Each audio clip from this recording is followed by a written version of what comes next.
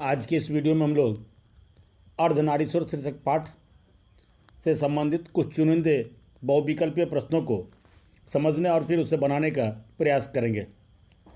तो आइए आगे चले और देखें। इस पाठ के लिए जो सबसे पहला प्रश्न लिया गया है उसमें आपसे पूछा जा रहा है कि अर्धनारीश्वर निम्नलिखित में से किस विधा से संबंधित है। ये प्रश्न है और इसके लिए 4 विकल्प दिए गए।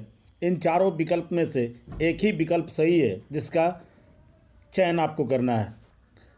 इसके लिए जो 4 विकल्प दिए गए हैं उसमें पहला है एकांकी, दूसरा कहानी, तीसरा निबंध, चौथा व्यंग। तो इसका जो सबसे सही जवाब होगा वो होगा विकल्प सी निबंध। यानी अर्धनारीश्वर निम्नलिखित में से किस विधा से संबंधित है, तो इसका जवाब होगा निबंध। क्लियर।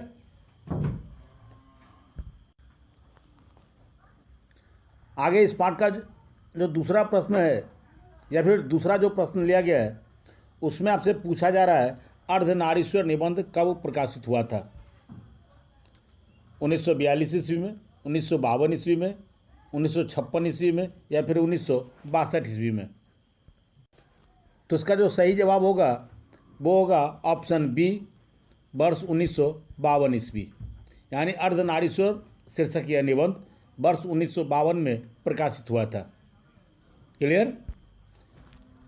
आगे जो तीसरे नंबर का जो प्रश्न है उसमें आपसे पूछा जा रहा है पुरुष जब नारी के गुण लेता है तब वह देवता बन जाता है, किंतु नारी जब नर के गुण को सीखती है तब वह राक्षसी हो जाती है। यह किसका कथन है। सवाल ये है आपका। इस सवाल के जवाब के रूप में 4 विकल्प दिए गए हैं। उसमें ए प्रेमचंद का, बी रविंद्रनाथ का, सी दिनकर जी का, डी इनमें से कोई नहीं। ये 4 विकल्प दिए गए हैं, इसमें से विकल्प ए इसका सही जवाब है। क्लियर। प्रेमचंद का ही ये कहना था कि पुरुष जब नारी के गुण को लेता है तब वह देवता बन जाता है, किंतु नारी जब नर के गुण को सीखती है तब वह राक्षसी हो जाती है। यह प्रेमचंद का कहना था। क्लियर। इसलिए इसका विकल्प ए प्रेमचंद का इसका सही विकल्प है। क्लियर। आगे इसके चौथे नंबर के प्रश्न में पूछा जा रहा है आपसे कि निम्नलिखित में से रामधारी सिंह दिनकर की रचना कौन सी है। निम्नलिखित में से रामधारी सिंह दिनकर की रचना कौन सी है। इसके लिए वे 4 विकल्प हैं। ए उसने कहा था, बी जूठन, सी तिरिच, डी अर्धनारीश्वर। तो इसका सही जवाब होगा ऑप्शन डी अर्धनारीश्वर। यानी अर्धनारीश्वर शीर्षक निबंध रामधारी सिंह दिनकर द्वारा रचित है, अर्थात ये रचना रामधारी सिंह दिनकर की है। क्लियर। अब इसके जो 5वें नंबर का सवाल है उसमें आपसे पूछा जा रहा है कि रामधारी सिंह दिनकर जी की पहली कविता किस पत्रिका में प्रकाशित हुई थी। किस पत्रिका में यह प्रकाशित हुई थी। छात्र सहोदर, छात्र पत्रिका, छात्र मित्र या फिर इनमें से कोई नहीं। तो इसका सही जवाब होगा ऑप्शन ए छात्र सहोदर। यानी छात्र सहोदर पत्रिका में ही रामधारी सिंह दिनकर की पहली कविता प्रकाशित हुई थी। आगे इसके 6ठे नंबर का जो सवाल है उसमें पूछा जा रहा है आपसे कि दिनकर जी के अनुसार यदि पति विचार है तो पत्नी क्या है। पति यदि विचार है तो पत्नी क्या है। ए बुद्धि, बी समझ, सी भावना, डी इनमें से कोई नहीं। तो इसका सही विकल्प होगा ऑप्शन सी भावना। पति अगर विचार है तो पत्नी भावना है। क्लियर। आगे है कि दिनकर जी या दिनकर किस युग के कवि है। दिनकर किस युग के कवि है। भारतेंदु युग के, छायावादी युग के, नव्य काव्य आंदोलन युग के या फिर छायावादोत्तर युग के। तो इसका सही विकल्प होगा ऑप्शन डी छायावादोत्तर युग के। क्लियर। आगे 7वें नंबर का सवाल है कि अर्धनारीश्वर किसके कल्पित रूप हैं। राम सीता का, शिव और पार्वती का, राधा और कृष्ण का, विष्णु और लक्ष्मी का। तो अर्धनारीश्वर जो एक कल्पित रूप है वह शिव पार्वती का है। किसका है। शिव पार्वती। इसलिए इसका विकल्प बी सही जवाब होगा। चलिए आगे है कि नारी कब अपना समस्त मूल्य भूल गई। नारी कब अपना समस्त मूल्य भूल गई। स्वतंत्र होने पर, परतंत्र होने पर, स्वेच्छाचारिणी होने पर या फिर इनमें से कोई नहीं। तो इसका सही विकल्प होगा या सही जवाब होगा ऑप्शन बी, ऑप्शन बी इसका सही जवाब होगा परतंत्र होने पर, यानी नारी परतंत्र होने पर अपना समस्त मूल्य भूल गई। क्लियर। आगे 10वें नंबर के सवाल में पूछा जा रहा है दिनकर का जन्म कब हुआ था। दिनकर का जन्म कब हुआ था। ए 23 सितंबर 1908, बी 22 दिसंबर 1912, सी 28 सितंबर 1911, डी 25 सितंबर 1913। तो इसका सही जवाब होगा ऑप्शन ए 23 सितंबर 1908 में रामधारी सिंह दिनकर का जन्म हुआ था। क्लियर। 11वें नंबर के सवाल में आपसे पूछा जा रहा है कि अर्धनारीश्वर किस गुण का समन्वय है। इसके लिए भी 4 विकल्प हैं, नारी के, पुरुष के, नारी और पुरुष दोनों के, या फिर इनमें से कोई नहीं। तो इसका सही जवाब होगा ऑप्शन सी नारी और पुरुष दोनों के। नारी और पुरुष दोनों के गुण का समन्वय है अर्धनारीश्वर। क्लियर। आगे है कि प्रेमचंद के अनुसार नारी जब पुरुष के गुण सीखती है तब वह क्या हो जाती है। नारी जब पुरुष के गुण को सीखती है तब वह क्या हो जाती है प्रेमचंद के मत के अनुसार। तो इसके लिए भी 4 विकल्प दिए गए हैं। एक ए में है वो आकर्षक हो जाती है, बी वह साहसी हो जाती है, सी कोमल हो जाती है, या फिर ऑप्शन डी राक्षसी हो जाती है। तो इसका सही जवाब होगा ऑप्शन डी वह राक्षसी हो जाती है। क्लियर। आगे 13वें नंबर के सवाल है जिसमें आपसे पूछा जा रहा है कि दिनकर को किस कृति पर भारतीय ज्ञानपीठ पुरस्कार प्राप्त हुआ था। इसके लिए भी 4 विकल्प दिए गए हैं, अर्धनारीश्वर, उर्वशी, हुंकार या कुरुक्षेत्र। तो इसका सही जवाब होगा ऑप्शन बी उर्वशी, यानी उर्वशी के लिए रामधारी सिंह दिनकर को ज्ञानपीठ पुरस्कार प्राप्त हुआ था। क्लियर। आगे कि निम्नलिखित में से कौन सी रचना रामधारी सिंह दिनकर की नहीं है।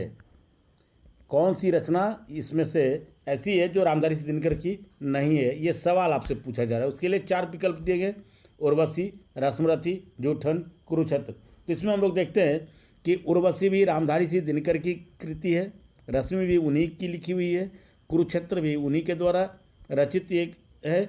इसमें से सिर्फ ऑप्शन सी जूठन जो है वो रामधारी सिंह दिनकर की लिखी हुई नहीं है, इसीलिए इसका सही जवाब होगा ऑप्शन सी।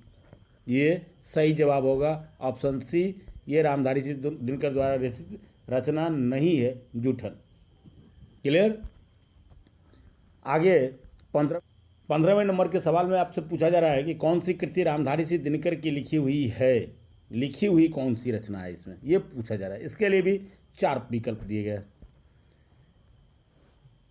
तो 4 विकल्प दिए गए हैं उसमें है ए शुद्ध कविता की खोज, बी पुनर्नवा, सी स्मृति की रेखाएं, डी कविता के नए प्रतिमान। तो इसके लिए देखें, इसमें देखें तो इसका जो सही जवाब होगा वो होगा ऑप्शन ए शुद्ध कविता की खोज, ये रामधारी सिंह दिनकर की लिखी हुई है।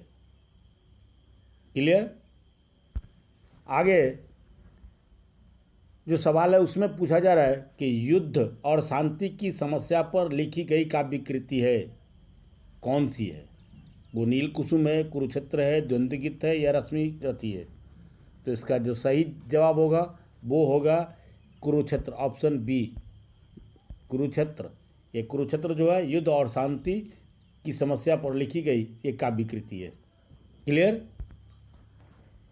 आगे है कि किसने अपने जीवन के अंतिम दिनों में नारीत्व की साधना की थी। गांधी जी ने, रविंद्रनाथ ने, दिनकर जी ने, या फिर उदय प्रकाश ने। तो इसका जो सही जवाब होगा वो होगा ऑप्शन ए गांधी जी ने। गांधी जी ने अपने जीवन के अंतिम क्षणों में नारीत्व की साधना की थी। क्लियर। आगे कि नारी की पराधीनता कब प्रारंभ हुई। नारी की पराधीनता कब प्रारंभ हुई। पुरुषों की संख्या अधिक होने से, कृषि का आविष्कार होने पर, विज्ञान के विकास होने पर, या फिर उपरोक्त सभी। तो इसका जो सही जवाब होगा वो होगा ऑप्शन बी कृषि के आविष्कार होने पर नारी की पराधीनता आरंभ हुई थी। क्लियर। आगे कि अर्धनारीश्वर पाठ के लेखक कौन हैं। इसके लिए भी 4 विकल्प दिए गए हैं, नामवर सिंह, रामचंद्र शुक्ल, हजारी प्रसाद द्विवेदी या फिर रामधारी सिंह दिनकर। तो निश्चित रूप से ऑप्शन डी इसका सही जवाब होगा। रामधारी सिंह दिनकर अर्धनारीश्वर शीर्षक पाठ के लेखक है। क्लियर। आगे कि गंधारी कौन थी। गंधारी कौन थी? ये महाभारत की एक पात्र है। दुर्योधन की माँ थी, कृष्ण की माँ थी, अर्जुन की माँ थी या फिर वो बलराम की माँ थी। तो गंधारी ऑप्शन ए दुर्योधन की माँ थी। गंधारी दुर्योधन की माँ थी, इसलिए इसका सही जवाब होगा ऑप्शन ए। आगे कि दिनकर जी की पहली काव्य पुस्तक कौन सी है।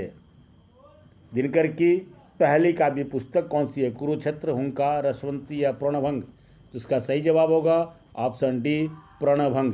प्रणभंग रामधारी सिंह दिनकर की पहली काव्य पुस्तक है। क्लियर।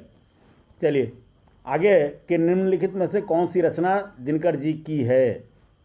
कौन सी रचना रामधारी सिंह दिनकर की है?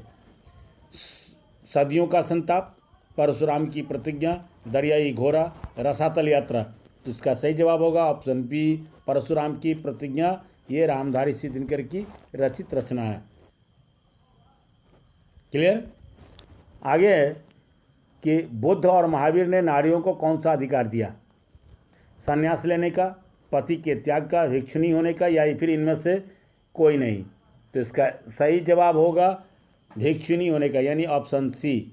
बुद्ध और महावीर दोनों ने नारियों को भिक्षुणी होने का अधिकार दिया था। क्लियर।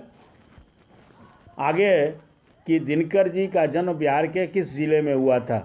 समस्तीपुर में हुआ था, बेगूसराय में हुआ था, पटना में हुआ था या फिर भोजपुर में हुआ था।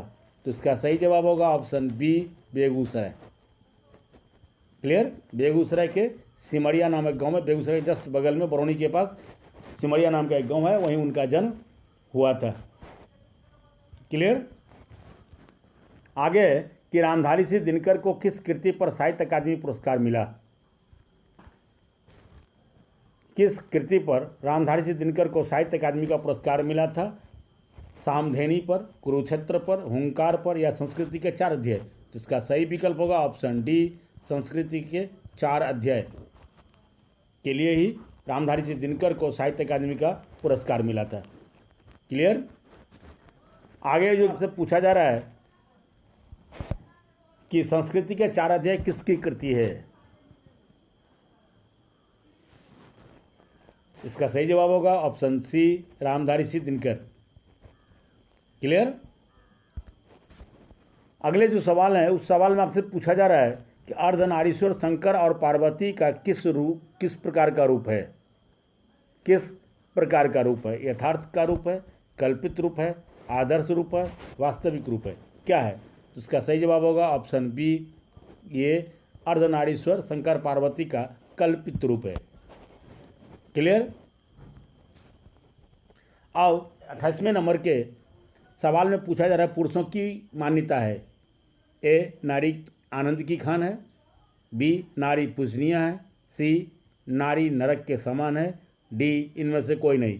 इसका सही जवाब होगा ऑप्शन ए नारी आनंद की खान है, ये पुरुषों की मान्यता है। क्लियर।